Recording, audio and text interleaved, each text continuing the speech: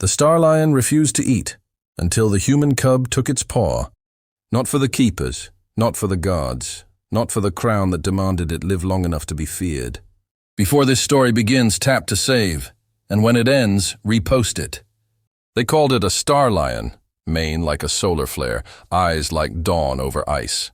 It had crossed a sky we could not map and fallen, dignified, into our hands. We built a glass cathedral around it and pretended that was kindness.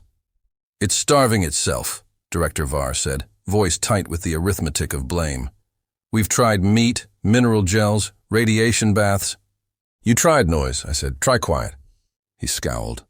"Nurse, if quiet worked on apexes, we would have fewer statues of dead men." I didn't argue. I was here because they'd run out of people who liked to argue. I was here because a 6-year-old wouldn't stop tugging my sleeve. "Mira," I whispered, "you can watch from the window, okay?" She shook her head. "He's lonely," she said, with the certainty children wield when adults mistake fear for wisdom. "He needs a hand." "It has 500 pounds of teeth," Var muttered. Mira pressed her palm to the glass. The lion's gaze slid to her, patient as a tide. It did not roar. It did not move. It simply existed with the intensity of a star pretending to be an animal. I went in first. No circus of tools. No clipboard. Bare hands. Soft steps. The chamber smelled like cold metal and old decisions.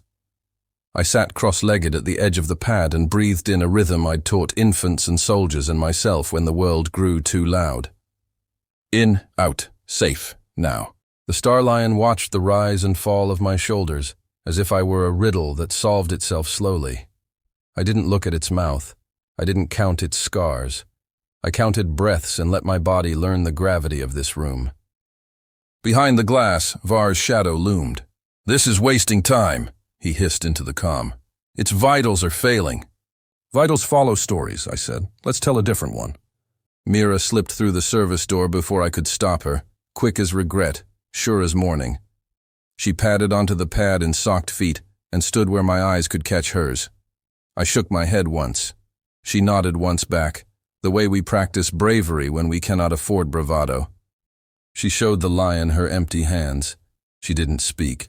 She didn't flinch. She simply lowered herself beside me and breathed the way I did, syllables instead of numbers. In, out, safe, now. The star lion lifted its head the width of a sigh. "Hi," Mira whispered at last, not to break the silence but to invite it to change shape. "I'm small, but I can share." She held out her hand, tiny, mortal, ridiculous, beautiful. The star lion's paw hovered, constellations trapped in keratin and light, then settled onto the floor between us. Close, not touching, waiting to learn the terms of this world. "May I?" she asked and looked to me first. "Only if he answers," I said. She waited. That was the brilliant part. The part most of us forget. The star lion blinked, slow, heavy, a sun considering a season, and nudged his paw forward an inch. Mira placed her hand on the fur. Her fingers disappeared. The chamber did not explode. The universe did not end. Something else did.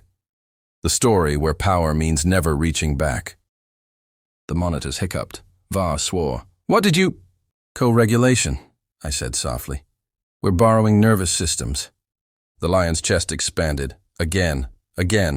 Not starvation, guardedness, not refusal, mistrust. It had not found a rhythm worth joining. Until now. Mira smiled. "Warm," she announced. I opened the pack at my side and slid out the thing I bring when nothing else fits. A small heart speaker and a stethoscope. I tucked the bell under my ribs and let the room fill with human cadence. Badum, badum, badum.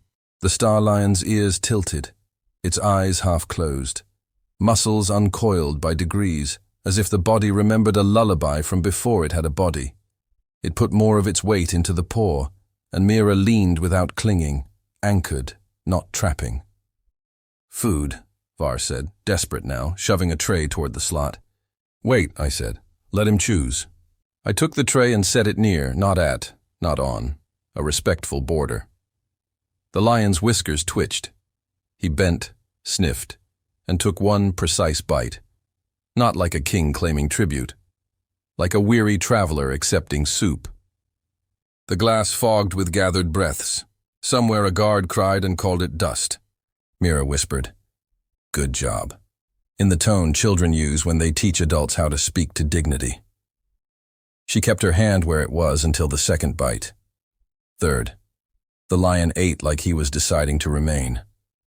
Va cleared his throat, then thought better of whatever order had risen there. What happens now? We keep the promise, I said. We make the beat reliable. We feed him where trust is, not where power is. The lion finished half the tray and stopped. He lifted his paw, hovered, and placed it on my knee, careful as weather changing. I didn't move. I didn't say good boy like he were a pet. I said, "Thank you," because gratitude is how you tell wild things you understand the cost of gentleness. Mira leaned into my side, all bones and certainty. "Can he come outside?"